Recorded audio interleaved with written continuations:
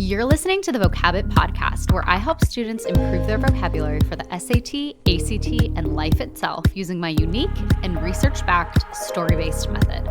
On this podcast, I'm sharing the best tips and tricks for a more enriched vocabulary and pain-free test day.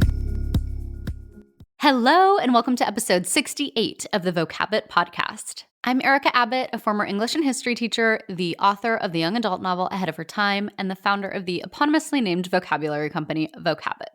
Amid all of the inauguration news last week, I kept seeing and hearing the word rostrum.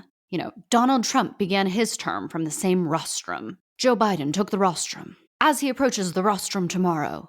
Obviously, this word wasn't crucial to my understanding of what was happening, but being the naturally inquisitive sort, I needed to know everything about this word. A rostrum is basically a podium. There are subtle differences, but for all intents and purposes, it's a podium. That's not the good bit, though.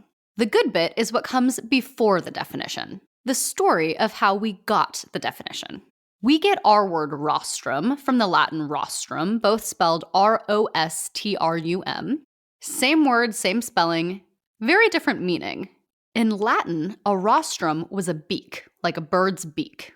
And I read that and I was like, okay, cool, I get that. A podium does kind of look like a bird's beak. But that's not actually why we call it that. It's a nice coincidence, but there's a connection missing there. You see, the ancient Romans were not fans of naval battles. They were very organized fighters. They had their nice testudo formation. They fought like a turtle shell. And that doesn't translate well to the chaos of buccaneer fighting. Anytime the Romans sank a ship, they were so proud of it.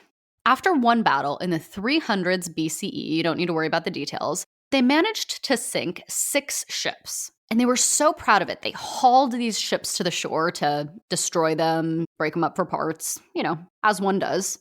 But before doing all of that, they chopped off the very front of the ship, the prow, which they called the beak of the ship. They took beak from a bird's beak, and that's what they called the front of a ship. They called it the rostrum. So they took the beaks, the fronts of the ships, back to Rome, where they affixed them to the base of a platform that people would give speeches on. It was a way of showing how important this speaker was, that they're standing atop the remains of these conquered ships.